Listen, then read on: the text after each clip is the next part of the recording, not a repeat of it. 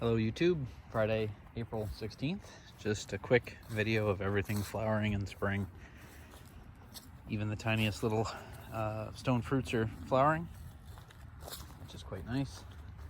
Everything so far has broken dormancy, including even just this little poor twiggy plant that I have down here. I'm sorry you can't even see that, but it's literally just twigs. I'll do some pruning on that to a single trunk and hope for the best. But as you can see, just a profusion of spring flowers, which is quite nice.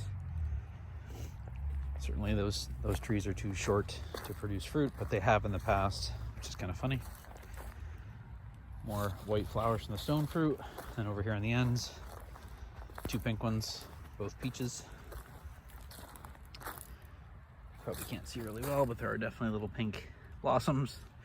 This tree, as pathetic as it is, actually flowered and fruited last year, tried to. So it's precocious. This one actually flowered and I had picked all the little fruits off it, but one of them survived and actually ate a peach from this tree last year, even though it's not even 3 feet tall. And it was quite nice. It was very flavorful. So I'm looking forward to that. But as you can see, all through here, lots and lots of white flowers. In most cases, it's a combination of pears, Asian pears, and stone fruit that have white blossoms.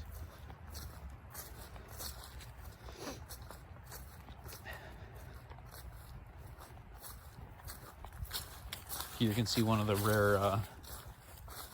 rare pluot trees in bloom. Shouldn't say rare, I mean I got a bunch of them here, but they're not exactly common in most people's yard.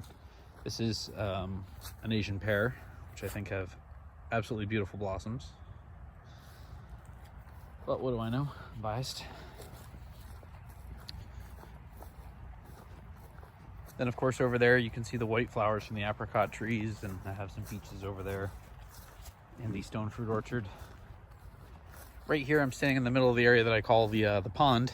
There is no pond here, but someday I would like there to be. And I've planted a ring of trees around me, alternating with stone fruit and Asian pears all the way around, about every 17, 20 feet, give or take. And then up here as we get to the berm, which is the hill that sort of backs the house, there are several apple trees that are all broken dormancy. And this is probably the healthiest, oldest peach that I have, which I believe will probably fruit this year.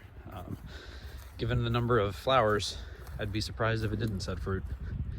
And the tree certainly has branches mature enough to bear the weight of some fruit. I won't let it, I won't let it go crazy with too much weight, but definitely the ones that are closer into the trunk, I think it could support a few of those for sure. So that's peach.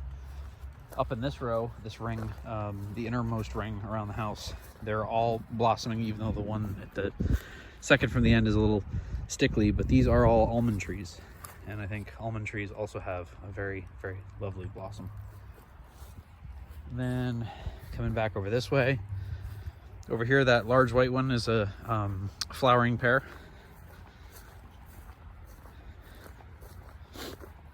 And again, over here we have more almonds, as you can see. It's a very pretty tree. I can't wait till they get to be more mature in size, and then they should have a little bit more of a look like this, although a lower, kind of wider tree in general. This is a Thundercloud Plum, famous red leaf all year round plum variety, which I really like. And as you can see, it's got just millions of little tiny flowers that are pretty great. If you see a spot of pink off on the horizon in the center of the frame, that's another Thundercloud Plum.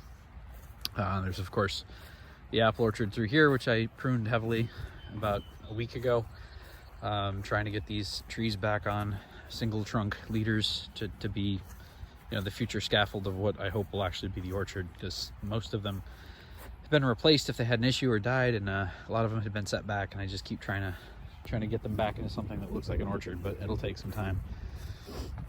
Anywho, it's early spring here. As you can see on the horizon, the trees are just starting to bud out, or you're getting a pop of color with the green. And the massive pile of trees over here with the orange paint, those are dead ash trees killed by the emerald ash borer, and I have several more to take out and add to the pile, unfortunately. So, as is tradition, every time I kill one, I plant at least 2 more. And yeah, that's pretty much the tour for the homestead right now. Hopefully I'll have a better update in a little bit. My next major activity that I'm planning to do in the next few weeks is installing a lawn on this area. So as you can see, it's all just rock, and it's absolutely terrible. It's difficult to walk on. It's kind of dangerous because there's, you know, loose rocks and little pits everywhere. And as you can see, I've raised the grade over there to where it's almost level with where I'm standing presently. But effectively, this whole area needs to get just covered in topsoil, and it's going to need some work to get it up to shape. So that's my next project. And as soon as that's done, garage door is already ordered. They're on their way, so the garage doors will be in probably in another month.